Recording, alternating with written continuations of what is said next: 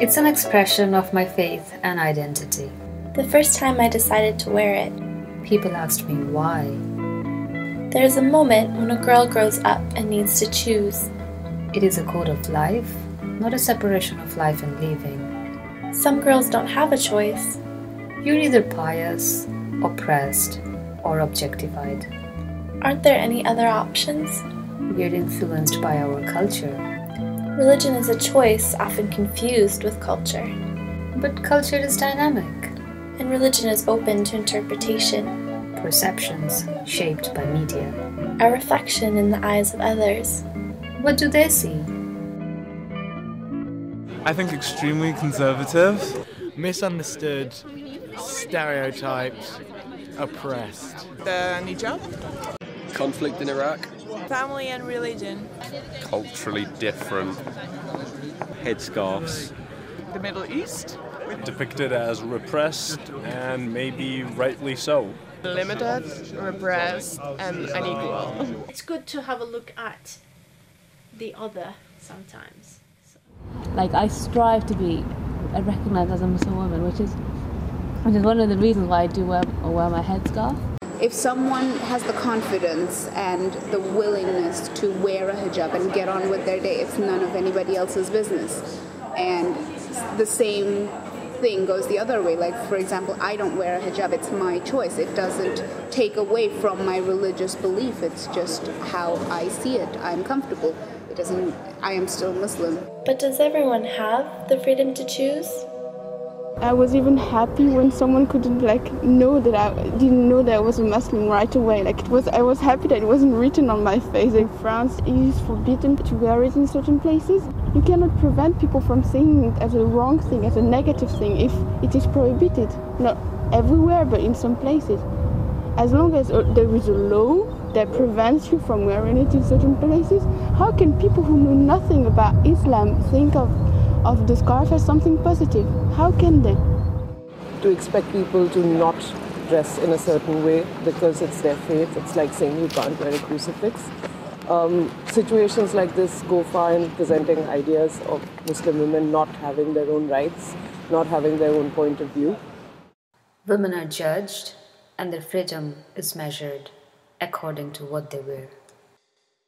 However, the same exterior can empower women and free her from cultural perceptions of objectification. Beside this cover and beside this clothes, I can function totally, and in fact, I'm more freely because whenever I talk to anyone, I think they look to this mind instead of to looking to this. The media portrays it in such a way that you don't get to know why they do it. They just say that they're doing it, they're being oppressed by men. So I think this misconception that our life is half, but it's totally completed and content. A woman's reality must be considered in her unique context. There are situations and places where Muslim women do not have a choice. In some Islamic countries you might see some problems, but these problems might be because of some wrong culture, not because of Islam. I think it's important to understand where our ideas about the relationship between Islam and women come from, and that if it's predominantly coming from the media, how do the media represent this relationship? The classic example about women, Islam and the media, for me, is the invasion of Afghanistan. Women in burqas needing to be saved by the West. Since September 11th, it kind of exploded, and it was so much negative images about Islam, and people weren't 100% aware of what Islam actually is about. It's associated with terrorism.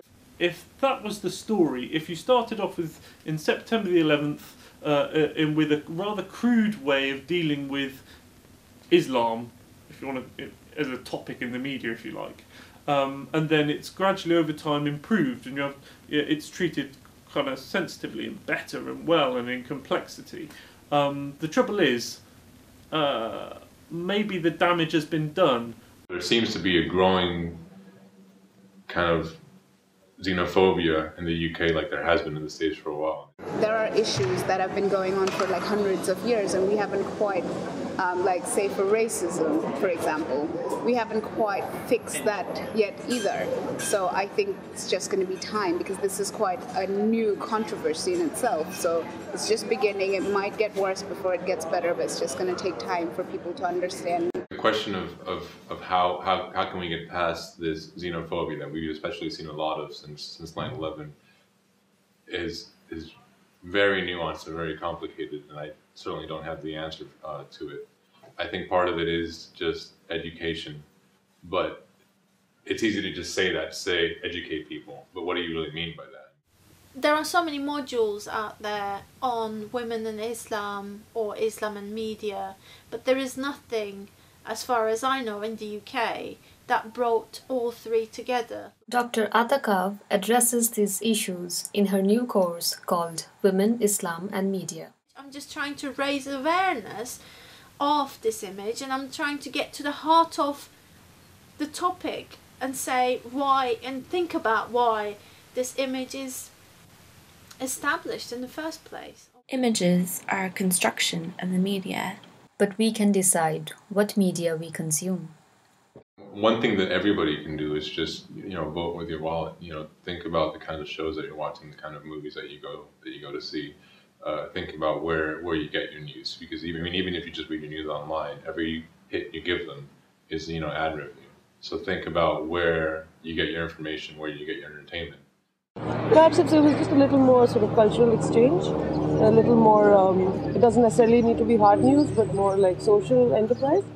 When we want to judge something, we should judge the curriculum, how is the manhaj of Islam, not to judge on the behavior of some people. And I think that we need more communication between different cultures. The key is to realize that if people are different, it doesn't mean that it's scary or bad, but it means that it's a good practice to learn how to accept people's differences and give them the space to be themselves. Accepting the voices of the other opens windows to unknown realities. And at the end, no one is perfect. And being different from you doesn't mean that you are in a higher position or a lower position. But I think when you start to kind of putting yourself in a higher position or in an upper hand position to someone else is when the walls start to build up. Embracing diversity within different cultures, countries, and religions allows us to break down barriers and celebrate our existence.